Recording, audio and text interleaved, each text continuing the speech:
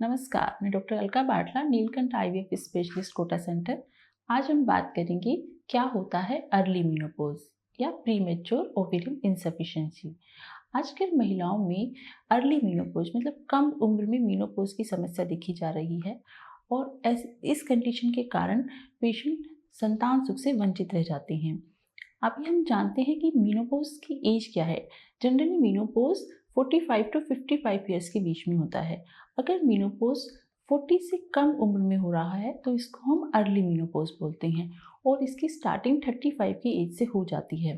35 की उम्र के में पेशेंट्स को जनरली सिम्टम होते हैं कि उसके पीरियड काफ़ी अनियमित हो जाते हैं, 2-2 3-3 महीने में आते हैं।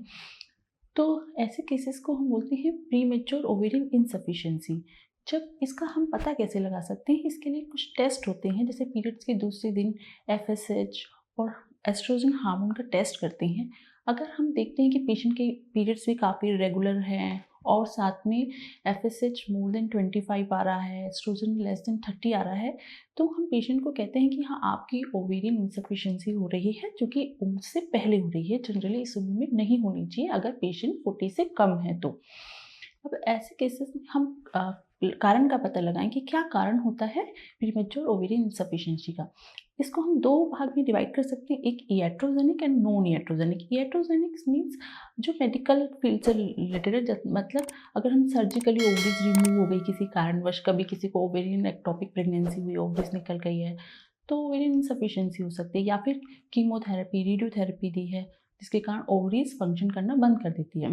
अर्ली मेनोपॉज के 3 कारण हो सकते हैं। सबसे पहला है क्रोमोसोमल एब्नॉर्मलिटीज, जिसमें कि जैसे क्रोमोसोमल एनालिसिस कराते हैं तो पेशेंट्स की क्रोमोसोमल एब्नॉर्मलिटी आ सकती हैं, जैसे कि टर्नर सिंड्रोम्स। और सेकंड कारण हो सकता है फैमिली हिस्ट्री, जिसमें कि पेशेंट हिस्ट्री देती है कि उसकी मम्मी की या उसकी बहन की ऐसी हिस्ट्री है कि जल्दी मेंसेस बंद हो गए थे। तो ऐसे पेशेंट्स को हम एडवाइस करते हैं कि टाइम पे फैमिली प्लान कर लीजिए, और अगर पेशेंट ऐसे टाइम में आती है, अभी ओवेरियन रिजर्व है, तो आईवीएफ के थ्रू, ओवेरियन स्टिमुलेशन के थ्रू टाइम पे प्रेगनेंसी प्लान करें। तीसरा कारण है ऑटोइम्यून डिजीज, जिसमें महिला की स्वयं की कोशिकाएं अपने अंदर की कोशिकाओं को बाहर का समझ के उसे नष्ट करती हैं।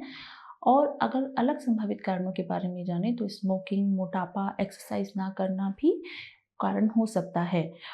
अर्ली मेनोपॉज के लक्षण में पेशेंट, क्योंकि हार्मोन कम हो जाता है एस्ट्रोजन, तो वेजाइनल ड्राइनेस आ जाती है, यूरिन में बार बार इन्फेक्शन होता है, चिड़चिड़ापन होता है, हॉट फ्लैशेस, बहुत ज़्यादा गर्मी लगना, ऐसे सिम्टम्स होते हैं। और साथ में पीरियड्स इरेगुलरिटी होती है, जो पेशेंट बार बार कहते हैं कि पीरियड्स काफ़ी रेगुलर हो गए हैं, तो हम उसके टेस्ट कराते हैं। तो इसके अलावा हार्मोन टेस्ट, एफएसएच, एस्ट्रोजन और थायराइड, प्रोलैक्टिन, ये भी बढ़े हुए हो सकते हैं।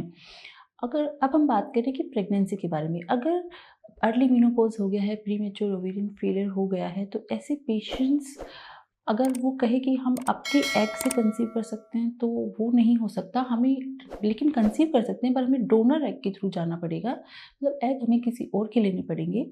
और क्योंकि यूट्रस तो हार्मोन्स के थ्रू यूट्रस का साइज नॉर्मल हो जाता है, तो अगर ऐसे पेशेंट्स को कंसीव करना है तो आईवीएफ के थ्रू डोनर एग के माध्यम से कंसीव कर सकते हैं।